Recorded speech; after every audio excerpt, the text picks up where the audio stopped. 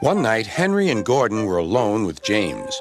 Although Sir Topham Hatt was beginning to think well of him, whenever a chance came, the other engines would talk of nothing but bootlaces. "Remember when they had to use a bootlace to get you out of trouble, James?" they would tease. James tried to get back by talking about Henry, who got shut up in a tunnel, and Gordon, who got stuck on a hill, but they wouldn't listen. "You talk too much, little James," said Gordon. "A fine, strong engine like me has something to talk about. I'm the only engine who can pull the express. When I'm not there, they need two engines. Think of that. I've pulled expresses for years and have never once lost my way. I seem to know the right line by instinct." Every wise engine knows that the signalman sets the switches to make the engines run on the right tracks. But Gordon was so proud he had forgotten. "Wake up, James," said Gordon next morning. "It's time for the express. What are you doing? Odd jobs? Ah, well, we all have to begin somewhere, don't we? Run along and get my coaches. Don't be late." James went to get Gordon's coaches.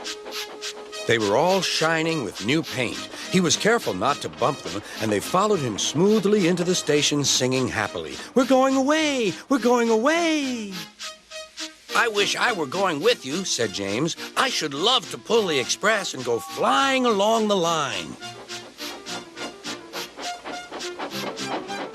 Gordon, with much noise and blowing of steam, got ready to back onto the train.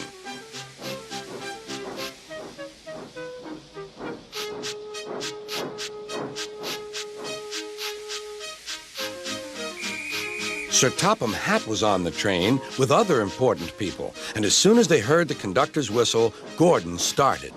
"Look at me now," he puffed, and the coaches glided after him. "Boop, boop, boop, boop, boop. Goodbye, little James. See you tomorrow."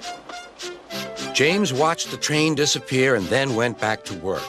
He pushed some freight cars into their proper sidings and went to fetch the coaches for another train. James had just brought the coaches to the platform when he heard a mournful noise. There was Gordon trying to sneak into the station without being noticed. "Hello, Gordon. Is it tomorrow?"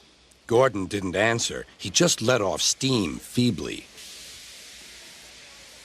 "Did you lose your way, Gordon?" "No, it was lost for me. I was switched off the main line onto the loop. I had to go all round and back again." "Perhaps it was instinct," said James. All the passengers were shouting at the ticket window, "We want our money back."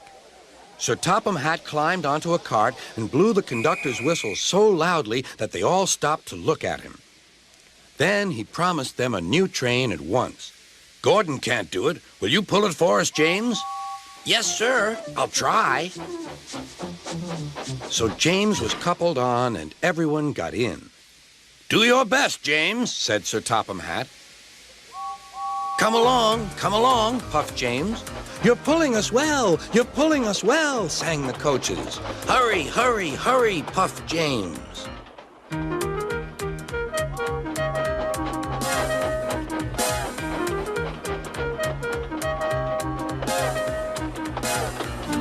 Bridges and stations flashed by. The passengers cheered, and they soon reached the station. Everyone said thank you to James, and Sir Topham Hatt was very impressed.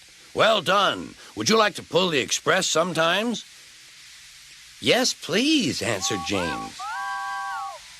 Next day, when James came by, Gordon was pushing freight cars. "I like some quiet work for a change," he said. "I'm teaching these cars manners. You did well with those coaches, I hear." "Good. We'll show them." And he gave his cars a bump. James and Gordon are now good friends. James sometimes takes the express to give Gordon a rest. Gordon never talks about bootlaces, and they're both quite agreed on the subject of freight cars.